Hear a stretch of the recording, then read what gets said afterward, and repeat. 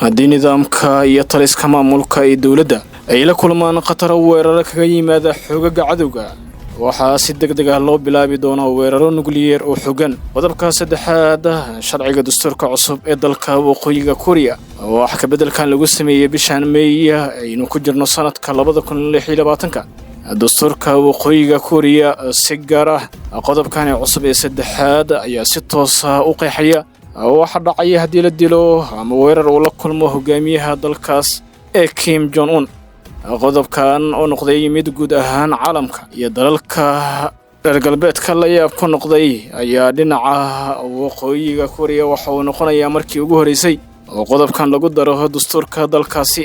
falanqeeyaasha siyaasadda ayaa tani ku micneeyay inay la xiriirto kadib markii hogaamiyaha dalkaas uu arkay dhacdooyinkii ka dhacay dalalka Venezuela iyo Iran kadib markii Mareykanka uu ku qaaday weerar si toos ah ugu beegsan hogaanka dalkaas iyadoona labada hogaamiye midna uu afduubtay midna uu dilay.